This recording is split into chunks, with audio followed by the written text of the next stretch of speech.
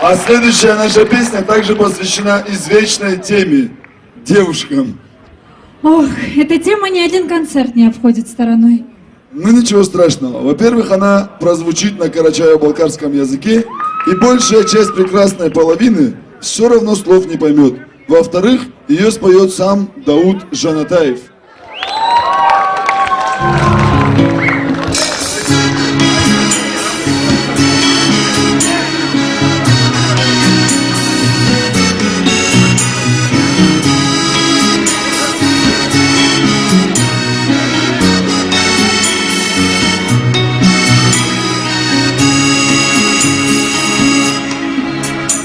Seni karacacın tabanına ceket gözlerin gözür oynaylar.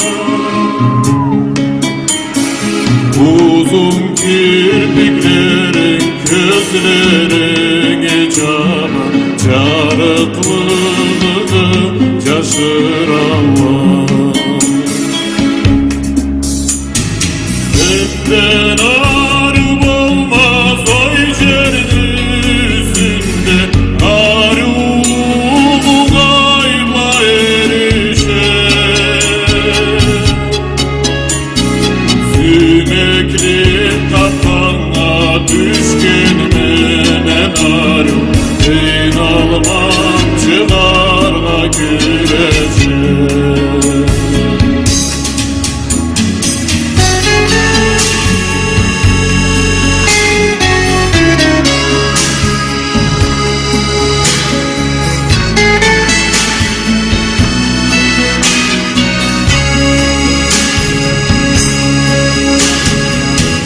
Erker almazsan ben sana atımdan, yüreğim orada güyere.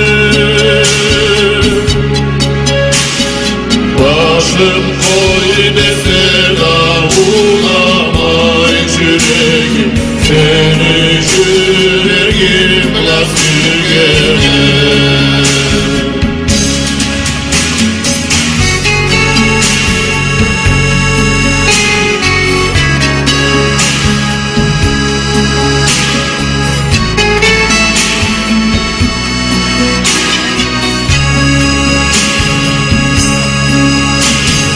Bir kara sana sermere gözüne, geçilme kuşay sazın aylar.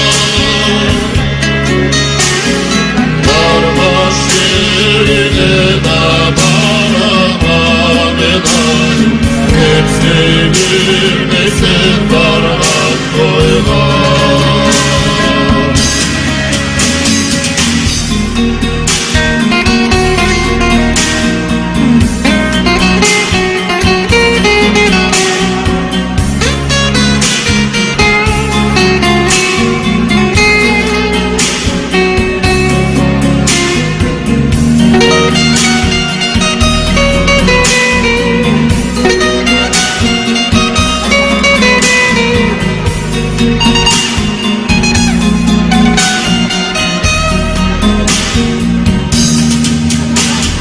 Ben alizenge arı verseyse, arı çalan gönle düzgen çal.